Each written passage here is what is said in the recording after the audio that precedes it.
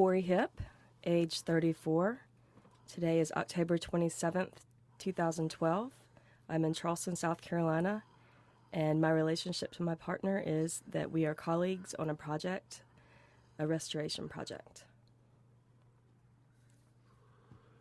Ernest Parks, age 57, October 27th, 2012, Charleston, South Carolina. And my relationship to my partner is we were in a work on a project together pertaining to the Seashore Farmers Lodge, James Island, South Carolina, off the coast of Charleston, South Carolina. Okay, tell me your name and a little bit about yourself. Well, my name is Ernest Parks. I was born in Charleston, South Carolina, and eventually I moved to James Island, South Carolina through my grandfather, who had property on James Island, South Carolina. And I lived, reared in James Island, South Carolina, attended high school in Charleston, South Carolina, attended Tennessee State University in Nashville, Tennessee, moved to California, moved to New York, lived in Atlanta, Georgia for 20 years, and I found myself migrating back to my hometown of James Island, South Carolina. Where you live in James Island, South Carolina is a little neighborhood called Sol Legare. What generation descendant are you? I'm fifth generation of the Wilder clan of James Island, South Carolina. And a lot of people consider us the founders of Sol Legare Island, South Carolina. We are called Sol Legretians, for lack of a better term, because there are so many Wilders there. When you say Wilder and Sol Legare, it's synonymous with everybody. So that's how. So what does this mean to you? Well, what it means to me is that I now have a sense of who I am, where I come from. As you know, the history of the African American is such that we were disenfranchised, we were disconnected for hundreds of years, centuries to be exact. And for me now to be able to go back 5 generations and now my grandkids to be able to go back more generations than I am really puts us in a better place to know who we are as a people, as a culture, where we come from. Can you tell me a little bit about the neighborhood of Sol Legare and its roots? Well, Sol Legare Island, South Carolina is a small coastal neighborhood off the coast of Stono River on James Island, South Carolina. Sol Legare belonged to Solomon Legare, who was a white slave owner here in James Island, South Carolina. Well, during the course of the war, Sol Legare ended up being the site of many firsts. As you know, James Island, South Carolina was where the shot that was heard around the world was first shot off, James Island, South Carolina. So I found it very a unique position for James Island, South Carolina to also be a fight for freedom, particularly in regards to the African American. The war, Civil War, when African Americans were finally allowed to fight in the Civil War, and we were sanctioned by the U.S. as a fighting force for thus the United States of America as a union, I found it very unique that the place where the Civil War started, James Island, South Carolina, was also the place where the African American fought as a sanctioned military force for America on James Island, South Carolina. Could you name that force? Yeah, that was the Massachusetts 54th Regiment, was the force that fought on James Island, South Carolina, July 16, 1863, during the Battle of Sol Legare Island. 2 days later, the world-famous, infamous assault of Battery Wagner was held. And I always tell people that you have to crawl before you walk. So with that, we crawled at the Battle of Sol Legare Island, such that 2 days later, after the assault of Battery Wagner, we walked into battle and into history. So we all know the outcome of that battle was not super, but good things came from it. Oh, yes, the battle was it was basically a slaughter.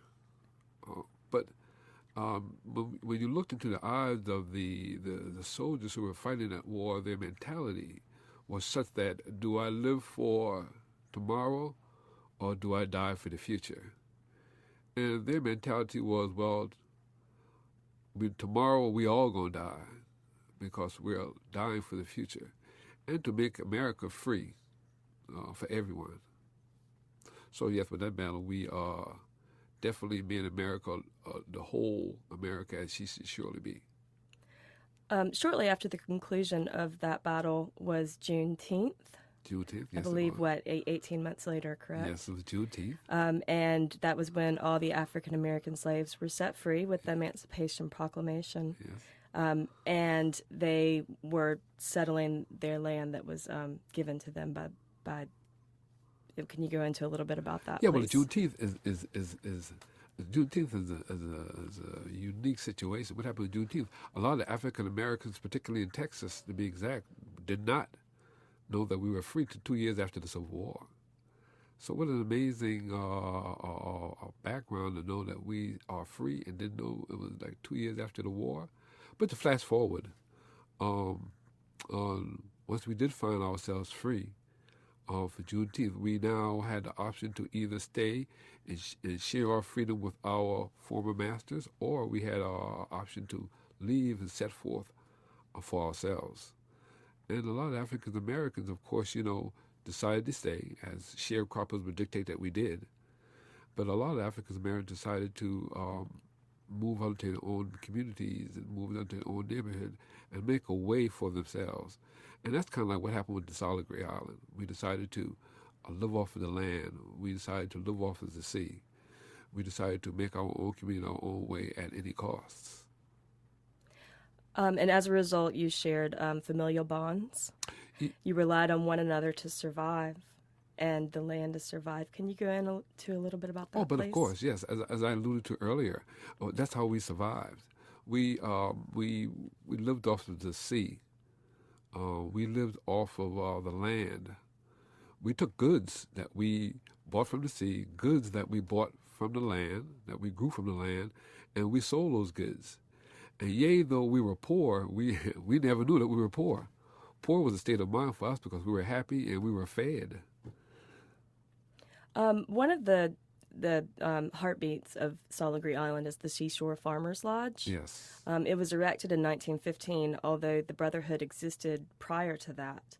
Can you go into the idea of a society or brotherhood like the Seashore Farmers Lodge? Yes. It was erected in 1915, but the lodge has been dated to have started, and we were living out of, working out of each other's homes about 1900, right at the turn of the century, for the Seashore Farmers Lodge. The Seashore Farmers Lodge represents to the African Americans of the community of Sol Legare autonomy. It meant freedom. We weren't depending on nobody else's money but our own. And we literally spent pennies, mind you, pennies literally, to fund ourselves. The whole neighborhood would get together. Okay, if you're a part of the Seashore Farmers Lodge, then you give me your dues of a penny a month, 2 cents a month, a nickel a month, a quarter a month, whatever that amount was. We put that into one big pot. And we take care of the whole community. If anything happens to my family, the Seashore Farmers Lodge came in and took care of the family. If I needed any goods, any help, any taxes, the Seashore Farmers Lodge supported them. During the course of death, the Seashore Farmers Lodge had the members to take care of the family. And of course, the Seashore Farmers Lodge building itself was a meeting place for everyone. We partied there, we cried there, we schooled there, we buried our relative there. It was totally everything for the community. So you would say it was the heartbeat of the community? I would definitely say it was the heartbeat of the community. And to a great degree, it is today. You recently restored this lodge after a long and very successful community effort. Yes. Explain to me a little bit about its condition upon the project's implementation, which began in 2006. Yes. Through the efforts of Bill Cubby Wilder. Yes. Oh, yes. Started in 2006. I wasn't quite back in Charleston then, but Bill Cubby Wilder, who had the foresight, he really pushed. Bill Cubby Wilder at the time was the town constable for the town of James Island, South Carolina. And his vision was to get some monies by any means necessary to make this restoration a reality. The building was literally, as you know, Corie, it was literally leaning to the side. I think we went out there and we put up stilts. In 2006, Vance and Yes. Cubby and I got into the Seashore Farmers Lodge, Yes. and the roof was falling in. Yes. It was a sight to see. The building was literally collapsing within itself, Yes. and it was definitely close to being condemned. Could you say who Vance is? Vance Sudano, who is one of our colleagues. We had a group of about 6 people that worked very hard to restore the lodge, and Vance Sudano definitely had the passion. He just jumped in. So he and Cubby and I, during one of the hurricanes that were supposed to hit in 2006, actually got inside the lodge and created barricades, if you will. So we stilted it from the inside. So basically, as opposed to collapsing within on itself, the stilts were stopping it. Yes. Later, our contractor, Mike Riffer, said that had we not done that, there would have been no hope. And what a godsend Michael Rifford was. Yeah. I mean, my goodness. Here this guy comes in simply from the passion of seeing and wanting to have his hands on a project that was literally about to fall to the ground. He came in at cost. Really, he really lost a lot of money, to be quite frank about it. Mm-hmm. But he came in at cost, and with the passion of all the rest of us who sat on that committee, he put that project together. And oh my goodness, he literally, remember Corie that did it? He tied the building to his truck? Yeah. And pulled the building back straight up again, my God. And it was either the building stood up right then or the building completely fell. And by the grace of God, the building stayed up. The building stayed up. Yes, it did. So I guess maybe I'll go over what happened with how everybody, with the parts everybody played. Yes. So Cubby and Ed Wilder and Arthur Wilder and the community of Sol Legare were working very hard to figure out a way to raise the funds to save this historic building, which was erected in 1915.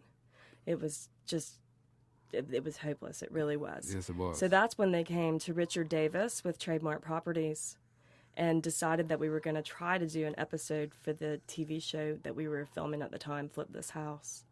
A series of things happened and the project was put on hold. Vance Sudano and I, we continued to work with Cubby and Ed and Arthur Wilder. Yes. This was before Ernest. For over 2 years, trying to figure out a way, and it was hopeless. Yes. But then, through the grace of God, Miss Mary Clark, the mayor of James Island at the time, figured out a way to give our project a $50,000 grant. Ernest Parks moved home in 2008 to return to his neighborhood of Sol Legare, and he was the one that they decided should be in charge of this project. So through the $50,000 grant, the filming of the TV show for Trademark Properties, and several like minds coming together to work together, we just jumped in. We rolled our sleeves up and we jumped in. We started on President's Day 2009, which was February 16th. Michael Riffert of Construction Consultants and his guys, Jimbo, who I don't know his last name, Jimbo, Mackey, and Mike. And we worked for 36 working days. It ended up being about a 3-month ordeal because of rain and such, but it took us 36 days to get that building standing tall. Anyway, back to me interviewing you. What sort of community pride do you think that this project enticed? Oh my goodness! Once the community really found out what was going on with the project, they jumped in wholeheartedly. If you were a member of the neighborhood and you painted, you were a painter, then you come on in when we asked you to and do the painting. If you were a brick mason, then you come on and do the brick mason work. If you were a carpenter, come on and do carpentry. The ladies cooked, the guys, whatever we asked the neighborhood to do, and it was such a swell of pride that I had not seen in years. And particularly for the older members who were still members of the Seashore Farmers Lodge. As you know, the Seashore Farmers Lodge is still viable today. They still meet. And what a joy it was to see now the members of the Seashore Farmers Lodge 767 go back to the lodge and meet every second Sunday and start the whole process of the way it was back years ago. You know, to be quite honest about it, Corie, I used to sit down when I initially came home and I wondered how in the world we're going to get this project done.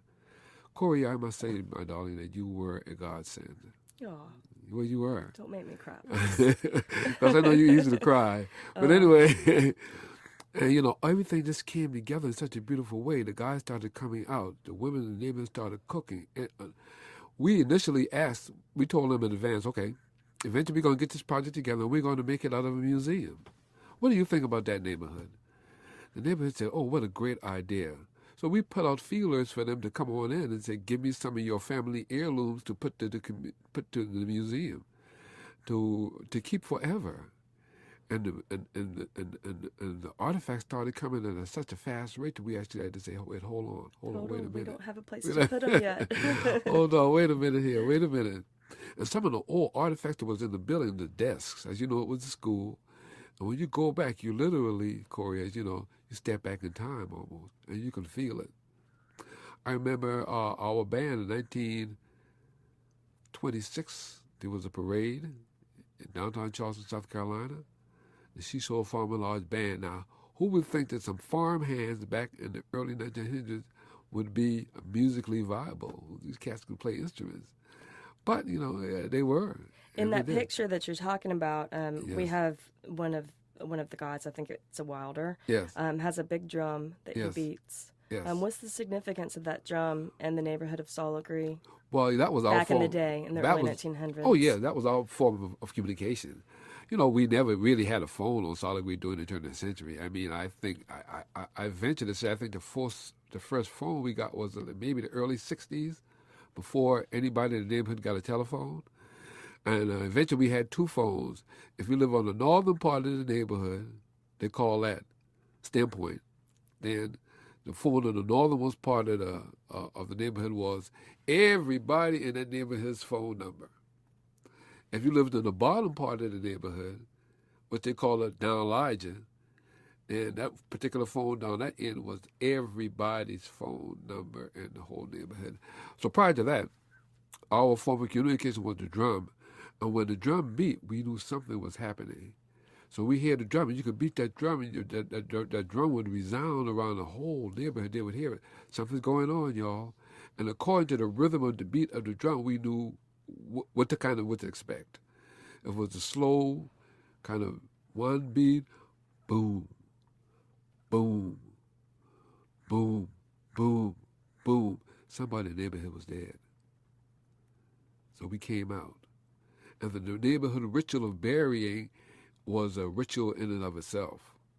The term, I'm going to put a saucer on your chest. Do you know what that means, Corie? Put a saucer on your chest? I do, but why don't you tell me? Okay, I'll be glad to. The term saucer on your chest literally meant someone who was lying in state in a coffin at the Seashore Farmers Lodge would literally have a saucer on your chest, and the saucer on your chest was meant to put money on the saucer because whoever was being buried at a particular time could not afford to bury himself. So as we walk by and view the face of the person who was deceased, the saucer on the chest would lay in the center of the deceased person's chest, and the people in the neighborhood would literally, again, put their pennies and nickels and quarters and dimes and dollar bills on that person's chest in the coffin in order to help bury them. So this is the kind of neighborhood that Sol Legare, this community of Sol Legare was. It was all about helping one another. And it still is. So they still come together. The neighbors still come together to make sure that But of course. everything comes to fruition. Oh, sure. Now, the African-American ritual of a funeral is quite a ritual. Have you ever attended one? I know. Uh-huh. That's still a ritual in and of itself, you know. Church is a From the ritual. church is a ritual. From the singing to the dancing to the shouting to the way we eat, our customs during the course of a funeral, and it's still much in existence on Sol Legare to this day. Oh, can I ask? So these rituals, how did you learn them, or how are they passed down, or how did people tell you these stories? Well, it was, the way we learned our ritual was passed on orally. It was passed on from parents to children to grandparents to great-grandparents. They would pass it down. And the old people in the neighborhood would be the one that kind of kept the custom going. And one thing that differs today than yesterday was the respect that the people have for the elders of the neighborhood. The elders of the neighborhood really ran the neighborhood. And you better not go by an elder and not say good evening, because I can guarantee you that's a whooping. And by the time you get home, we had no phone now. By the time you got home, that message was already at home that, hey, your son was rude to me. And then you would go home and you say, Mom and Daddy, I was not rude to Miss Mamie. Oh, Miss Mamie gonna lie. Why in the world does Miss Mamie have to lie about that? So the respect factor was such a different way back then, and it was such a beautiful thing for us to keep our custom alive. So our custom was passed off orally from one generation to the next generation. And it's pretty much still viable at down in Sol Legare today. So back to the Seashore Farmers Lodge, Yes. which once we renovated it and restored it, we decided to make it a museum, focusing on the coastal African American culture that transcends from post-Civil War to present. Yes. So it seems to me that you're reinstilling that message of telling stories and sharing the stories orally through living history. But of course. And relics and stories. So do you find that the community has learned things about their ancestors, and have you learned things about your ancestors that you didn't know before? Oh, definitely I have. I never knew until I was growing up back into the world that James Island, South Carolina, particularly Sol Legare Island, South Carolina, was the site of a battle by the first set of African Americans in Massachusetts 54th Regiment. If you ever seen the movie Glory on TV, that movie depicts it, and it tells you in the course of that movie that James Island, South Carolina, July 16, 1863, was the first time that we actually confronted the Confederacy and fought the Confederacy. What a mind blower! On my home where I live at, my God, what steps in history? And such steps in history to the point where I actually joined a reenactment group, the Massachusetts 54th Regiment Company I reenactment group here in Charleston, South Carolina, which I've been a member of now for 5-6 years. And my goodness, when I put on that uniform, when I don that uniform, I become almost another person. You know, I almost become a soldier of old, and we can tell the stories of what our forefather went through, what those men went through, to make sure that America lived out the true meaning to which she said that she would live out. And we hold that dearly today, Corie.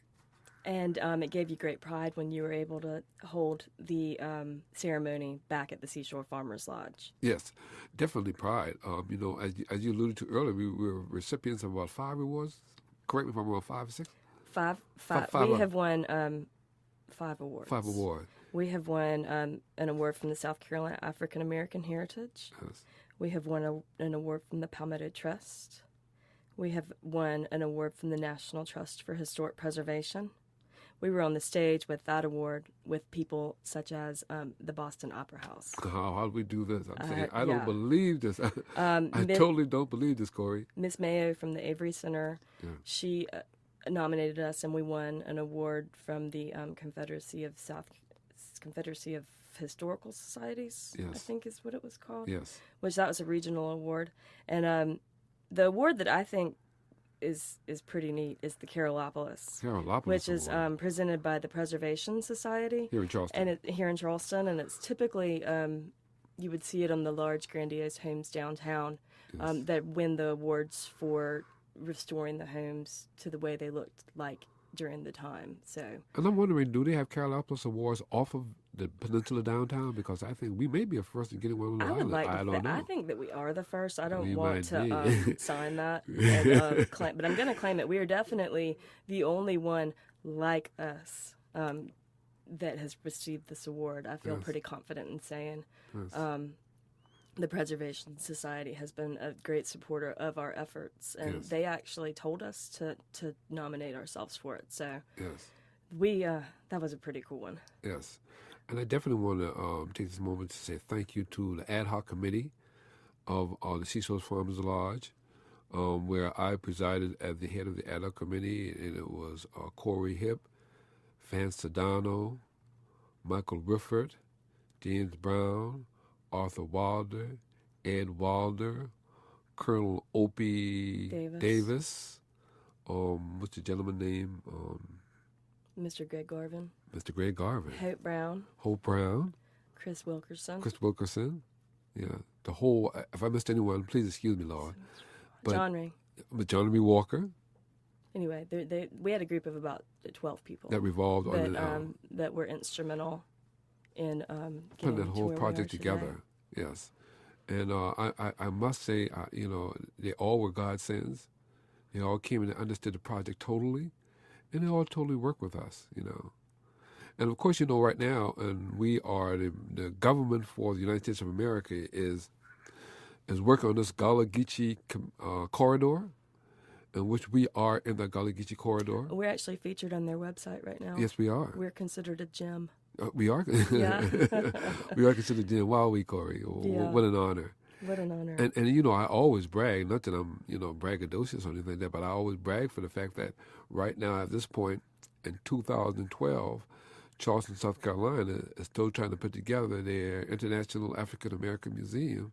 And I always brag and say, hey, we beat you guys to the punch. We did. We did because, we can bring it in, we can tell the stories, and we go back to the turn of the Civil War. We go back to the Civil War, Corie. Wow, what an honor. And those are the things that I was educated to. And those are also the things that I'm now educating other people to. Because I want the people in the neighborhood to take pride in who we are or where we come from. And it definitely bridges us.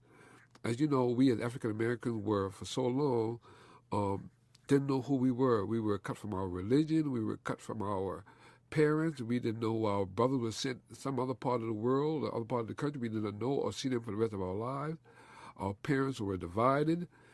But through the efforts of the Seashore Farmers Lodge, and at this point today, we now kind of have a bridge. I just was honored with having another grandson added to my family lineage.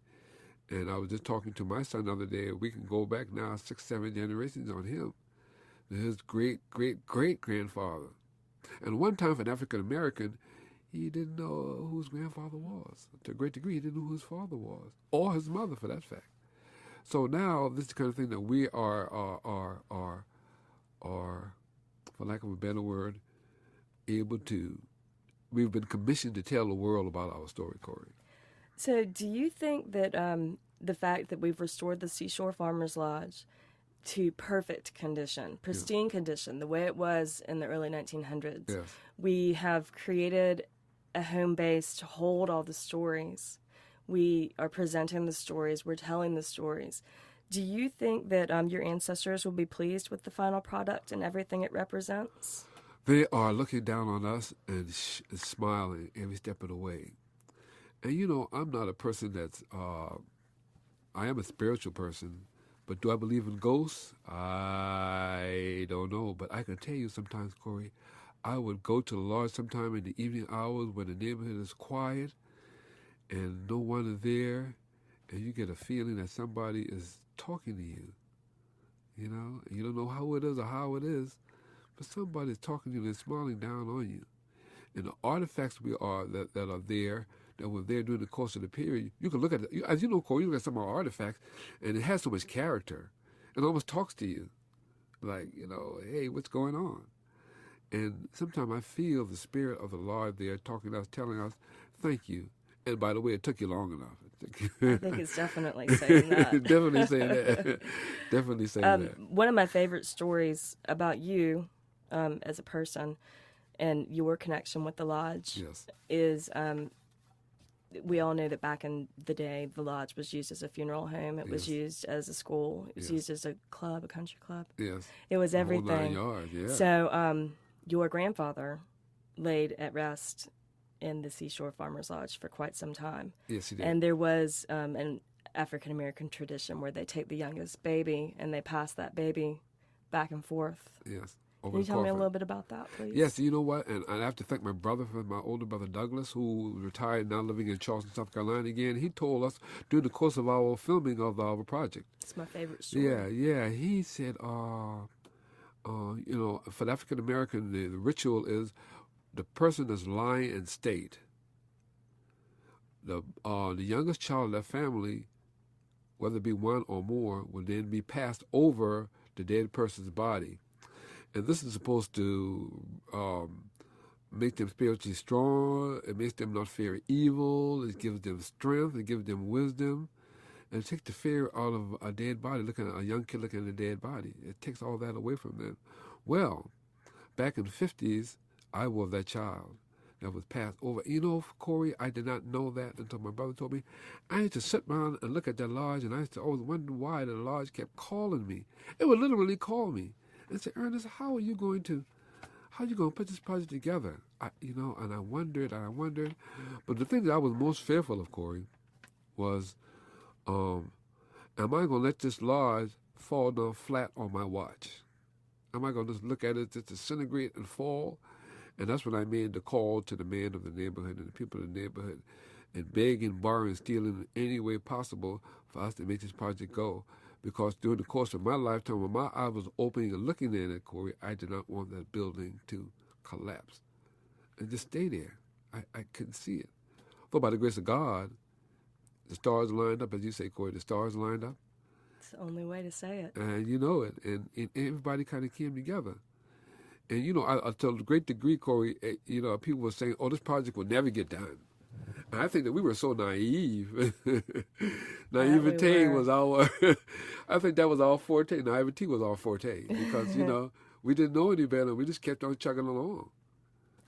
Can I ask, going back to that story, so you said that you were that child and you were passed over. Whose body was it? It was the body of my grandfather, John Wilder. And John Wilder was also one of the founding members of the Seashore Farmers Lodge. And he was a farmer and a fisherman. And you know what? I alluded to the story earlier that we didn't know that we were poor, but my grandfather never worked for the man, so to speak. He never worked for anybody but himself. So he was a boat builder, he was a net builder, he was a fisherman, he was a farmer. And through his efforts, he raised, my mother, my Uncle Johnny, my Uncle Chris, my Aunt Martha, his kids, and then they started having us. So it was my grandfather, John Wilder, who was a member of the lodge, and he was the one that even made us move back to the island because my mother and father initially got married in Charleston. My dad is from Georgia. When they met in Charleston, my dad was stationed at the Naval Base here in Charleston, South Carolina. He met my mother, and they got married. They lived downtown Charleston, right there by Johnson-Hagen Stadium on Alway Street. And my grandfather said, hey, I think the best thing for you guys to do is to move on back to the country. Well, back then, we were really the country. Because that was before the connector was built. Oh, so it was no roads. Yeah. There was literally no roads back here. You had to really want to get there. You had to want to get there, stay there. And the mosquitoes would literally lift you up and take you away. But to them, this was a way of life. And also what it did, it laid ground to making sure that the Sol Legare community of Sol Legare stayed within the hands of the generation of the people who had it. Let's say Solomon Legare had the property down there, but then Solomon Legare started selling the property to African Americans. And if you ever look at a map of the people of the land on Sol Legare, you see that the land runs from sea to sea, but it's so slim. It's not wide parcel, a small parcel. And that's because of the way we measured it. And we measured it by wagons. So how wide is your property? Is it 1 wagon wide, 2 wagon wide, 3 wagon wide? And if you look at it, Corey, I know you have, you looked at it on Google it and look down and see how the property is situated, it's so slim, but it's long. And it runs from water to water.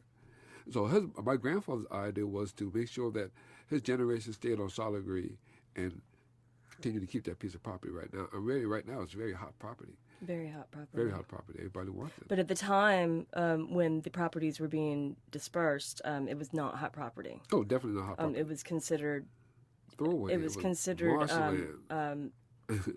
Anyway, it was considered not desirable property. But Exactly. but your ancestors learned how to farm that land and learned how to make the best of a situation and thrive on the community. Exactly, and that's exactly what happened. Then we had started having businesses come out there. We got right now the Backman Seafood, who's been there some 30, 40, 50 years now, the Backman Seafood, and they saw the vision too. Okay, we're here, right here off of the Stonewall River. Let's start our seafood company. Then we had the oyster company working out there. Then we had different businesses that came on there, African American businesses, mind you, that grew from being on that location of Sol Legare. And it was only my father, my grandfather, and the forefathers that came before them that grew the property down there. It was everybody Nobody worked hardly for the man. Now, some of the people, some of the women, of course, were domestics down on Folly Beach, which is right there.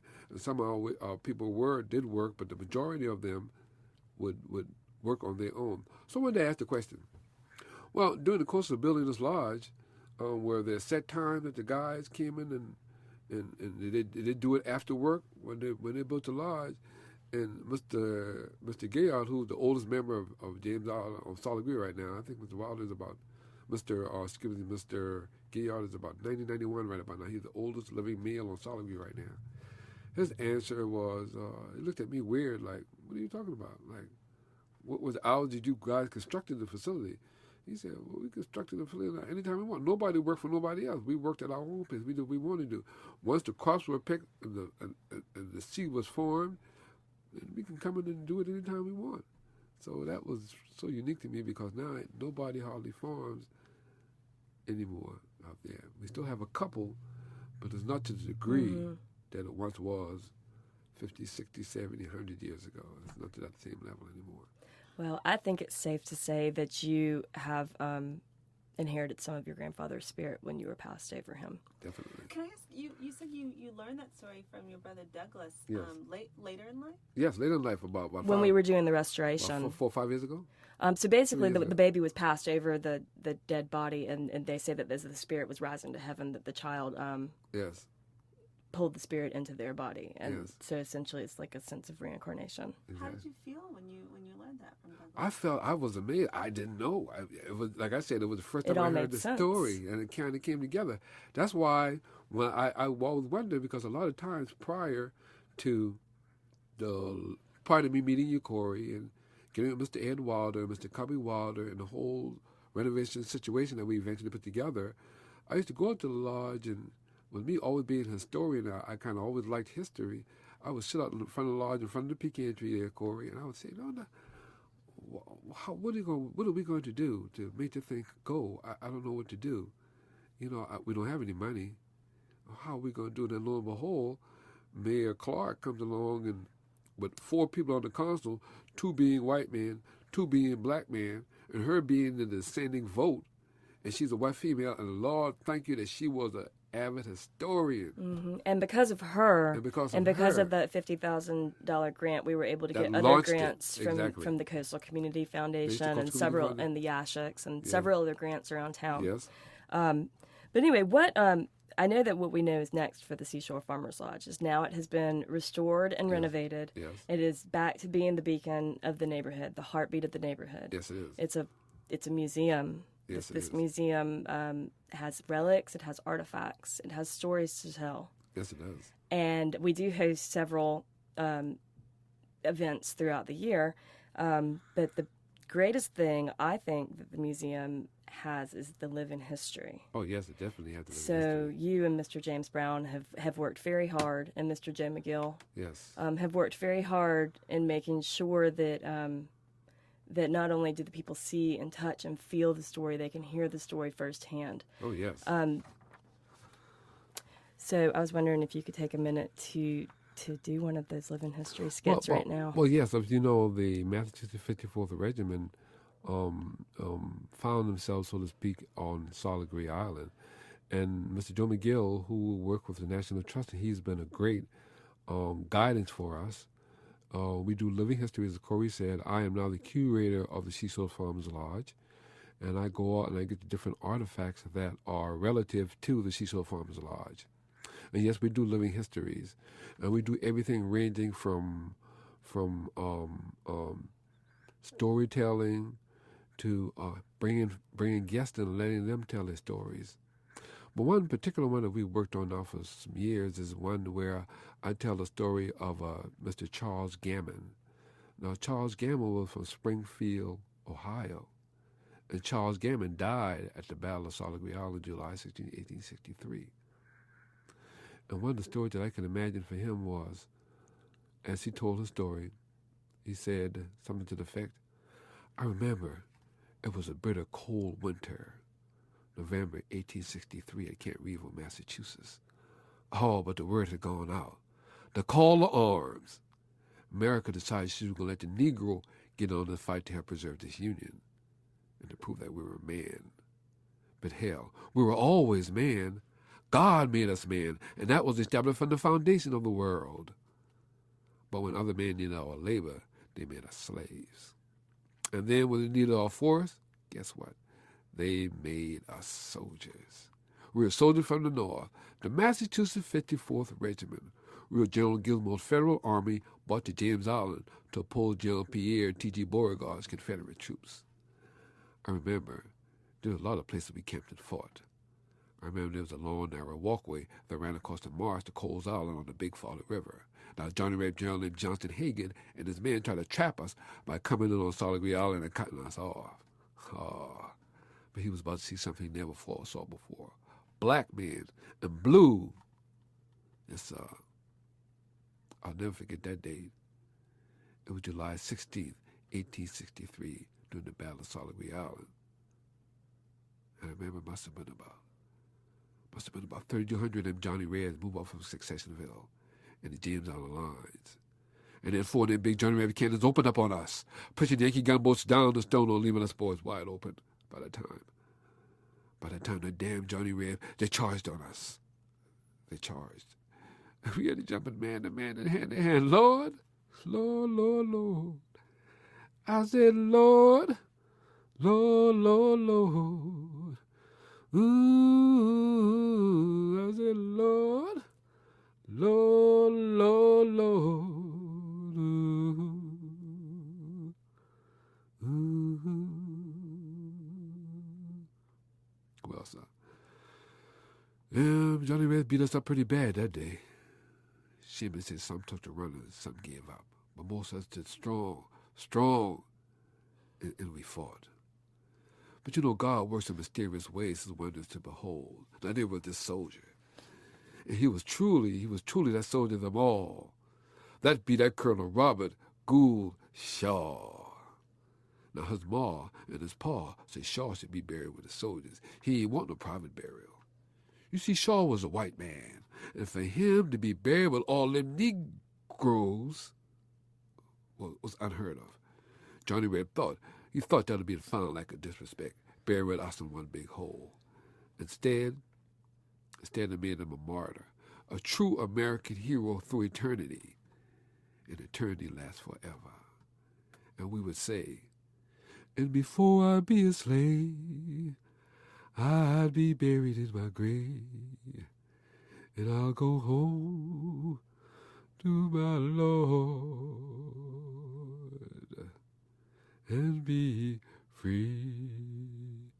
We'll be free. We'll be free, Lord. And that's how the soldiers felt overall about the start of freedom for America. See, we not only freed African Americans, we freed America. What a burden on a white man to have to hold down a race of people 7 days a week, 24 hours a day. That's a hell of a burden. Well, we're going to free him now, too. We all going to be free here in America. We all going to be free because the Constitution of America clearly states, we hold this truth to be self-evident that all men are created equal and endowed by the Creator with certain inalienable rights, and that among these rights were life, liberty, and the pursuit of happiness. And we in America stand up to those creeds. Yes, we did. That never gets old. It never gets old. I Ever. can see. So I anyway, love you too. ever gets old. So that's just one of the skits that That's just one. Of that course, we got do. the old timers. We have the old timer skit where we sit in front of the lodge and we tell, or we run the whole gamut of the old timers. We go from old right up to the present. And then we have a third installation of our series called How Long, Not Long, where in 1963, during the civil rights strike at Medical University, Martin Luther King came in, and we relate to that story as well. We bring it up to the civil rights time. Great. So we love visitors. We would love to have anyone come and see us. Please do. You can see our blog online, which details the entire restoration at Sol Legare, SolLegare.shutterfly.com. Or you can give us a phone call at 843-327-2213. Yes, we'd be glad to. happy. And I want to take time to say thank you, Corie. You've been such a help to me. Thank you, Ernest. You've inspired me, Yes. and I've learned more from you than, I'm not going to cry, I promise, No, please don't. than 'cause I you have from a lot of people. definitely You taught me a cry. lot about myself, so I'm thankful for that, and I'm thankful for you. And thanks for the people of Sol Legare and the community of Sol Legare, and God bless the United States of America. Did we go over?